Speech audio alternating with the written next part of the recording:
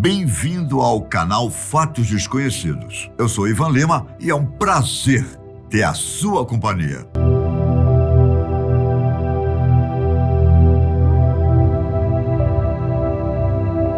Imagine você sentado no jardim da sua casa tomando um banho de sol, quando de repente o corpo de um homem cai do céu, bem na sua frente. As chances parecem pequenas, não é?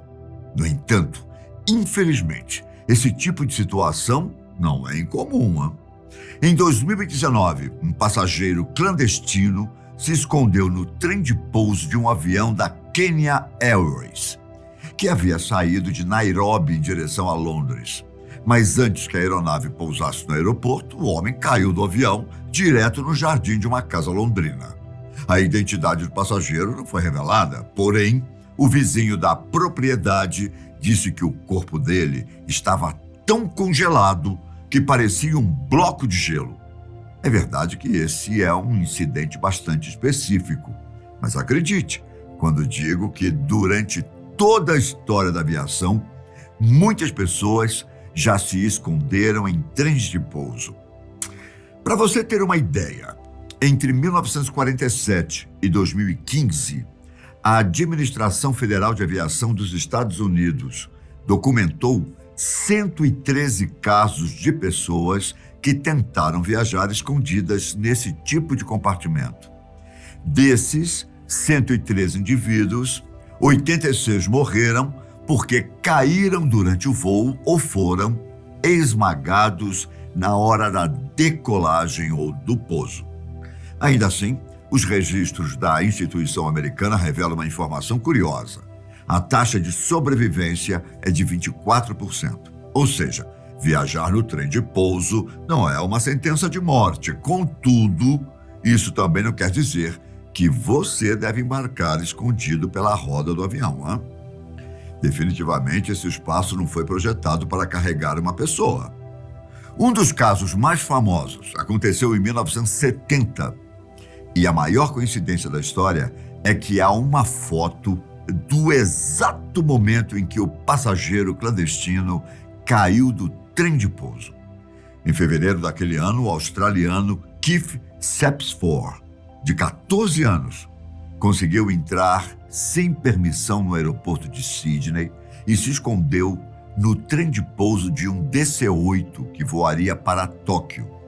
Foi então que, praticamente logo depois que o avião decolou, Keith caiu do compartimento, quando já estava a 60 metros de altura. Coincidentemente, na mesma hora, havia um fotógrafo, John Gipling, tirando fotos das decolagens do aeroporto.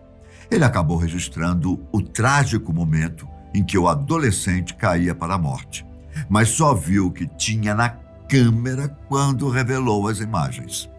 Seja por questões financeiras ou por uma fuga, como aconteceu recentemente na cidade de Cabul, no Afeganistão, são muitos os casos de pessoas que tentam viajar escondidas em aviões, independentemente do perigo e dos casos registrados.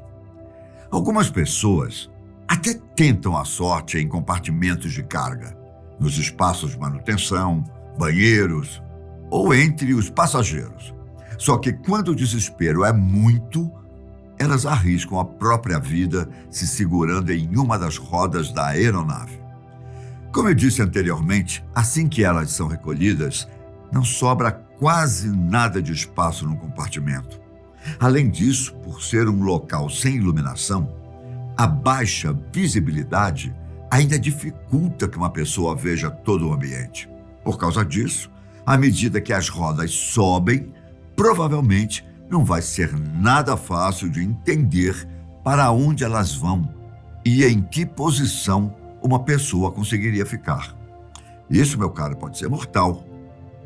Já que a posição errada do trem de pouso fará o indivíduo ser esmagado pelo mecanismo ou pela roda. Fora essa preocupação de achar a disposição certa, imagine tudo isso acontecendo rapidamente, com o avião no ar, a centenas de quilômetros por hora, e a pessoa ainda tendo que tomar cuidado para não cair. Conseguiu perceber o perigo? Chega a ser surpreendente imaginar que algumas pessoas conseguiram sobreviver, não é? Agora, vamos supor que alguém passou por esse primeiro momento e encontrou a posição correta para não ser esmagado. Isso nos leva para a segunda possível causa de morte nesse tipo de situação: o congelamento. Como você já deve saber, quanto mais o avião sobe, menor é a temperatura. E em determinado momento do voo, ela pode passar de 50 graus negativos. Isso explica por que, no primeiro caso que eu contei, o vizinho disse que a pessoa parecia um bloco de gelo. Como o compartimento do trem de pouso não é climatizado e selado para impedir a passagem de ar, o espaço fica consideravelmente gelado. Além disso, os passageiros clandestinos também não costumam levar muitos agasalhos e roupas para se esquentar, o que faz com que eles se protejam apenas com o calor do corpo. Em complemento ao espaço apertado e o frio, a pessoa passará por dificuldades para respirar, já que o ar se torna mais e mais rarefeito à medida que o voo ganha altitude. E como a subida é um tanto quanto rápida, isso equivale a subir rapidamente até o topo do Monte Everest. Em um cenário que a pessoa sobreviva a isso, ela pode acabar tendo problemas neurológicos permanentes. Já dentro do compartimento, 2 resultados são possíveis. Ou o passageiro vai sofrer hipóxia, que é a baixa concentração de oxigênio, ou o corpo vai parar de receber oxigênio a ponto da pessoa não sobreviver. No entanto, pode ser que a situação cause uma surpresa e um problema interfira no outro. Veja bem, em baixas temperaturas, os principais trabalhos do corpo são desacelerados, fazendo com que a demanda de oxigênio seja reduzida. Então, a falta de oxigênio não necessariamente causará a morte nessa situação. Apesar disso, ainda existe outro problema relacionado à altitude. Conforme a pessoa sobe, a pressão atmosférica diminui, ficando bem abaixo do que um ser humano precisa para se manter acordado. Sendo assim, é provável que o passageiro clandestino perderá a consciência pouco depois do avião alcançar a altitude de cruzeiro. É verdade que isso também ajudaria a pessoa com o frio e a falta de oxigênio, só que uma hora o avião terá que pousar. E se o passageiro não acordar, o resultado também será trágico. Assim que a pressão atmosférica voltar ao normal, é possível que a pessoa acorde, só que caso ela não esteja alerta, o compartimento vai abrir antes que ela consiga se segurar e acabará caindo. Agora, vamos imaginar que o passageiro clandestino teve uma sorte incrível e conseguiu sobreviver a todas essas situações. Não foi esmagado, não morreu congelado e ainda conseguiu acordar antes do pouso. Poderia ser o final perfeito se não houvesse mais 2 problemas. Por conta da falta de pressurização no compartimento, a pessoa passará por uma situação que mergulhadores profissionais conhecem muito bem: a doença da descompressão. Basicamente, bolhas de nitrogênio vão se formar nos fluidos e na corrente sanguínea. É por isso que os mergulhadores voltam lentamente para a superfície depois de ficar muito tempo embaixo d'água, pois assim eles conseguem dissolver devagar o nitrogênio no corpo. Só que essa definitivamente não será a mesma situação do passageiro clandestino. Em meio à descida de vários metros por segundo, é possível que as bolhas de nitrogênio comecem a estourar e a pessoa sinta uma dor muito forte ou mesmo não sobreviva no processo. Passado essa parte, é possível que o sobrevivente terá ainda que enfrentar os fortes ventos quando as rodas baixarem na descida. Ventos que, diga-se de passagem, podem ser comparados ao de um furacão. Se a pessoa não conseguir se segurar, é muito provável que ela caia de uma altura mortal. Agora, eu te pergunto, com todas essas adversidades, Como alguém conseguiria sobreviver escondido no trem de pouso?